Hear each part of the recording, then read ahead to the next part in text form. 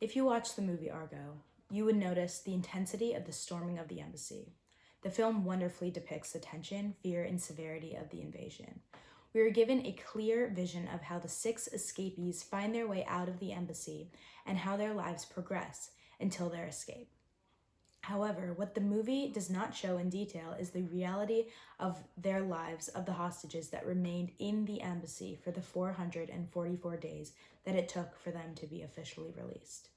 In a recent 2020 protest outside the American embassy in Baghdad, the once forgotten group of hostages were thrust back into the spotlight, bringing back an unresolved and unfair treatment of the surviving hostages.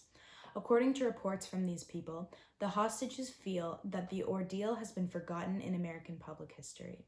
A quote from a recent New York Times article says, quote, "The remaining 35, who are of retirement age, have moved on as best they can. Still, their 444 days of captivity hang like a shadow in the background of their lives, returning in their dreams when Iran surfaces in the news and in their decade-long fight for monetary compensation," unquote. With the present-day outlook covered, let's backtrack to the time of the hostage. After a review of a direct British news reporting of the incident, it was clear that throughout this entire time, the students that stormed the embassy kept all details within the embassy walls confidential. This being said, the physical state of each hostage remained a complete mystery to the outside world.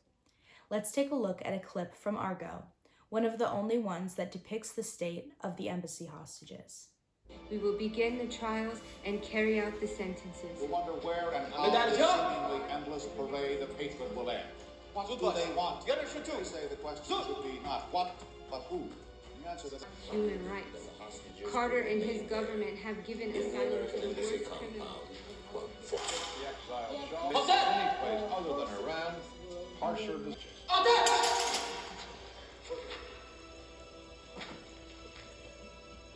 Outside the sturdy dome, holding on a single red flower as it grows from the... This clip depicts apparent torture to the hostages mentally. Did this type of thing really happen? It is unclear. However, information has been gathered that says that life for the hostages was fairly uneventful. They would receive packages from family members with essential goods like clothing, toiletries, etc. When one of the Iranian students was interviewed about the potential mental damages that could be inflicted upon these people, she replied by saying, quote, "Why should they have damages? Many of the most intelligent young Iranians have been held in captivity and tortured, and no one cared for their psychological after effects," unquote.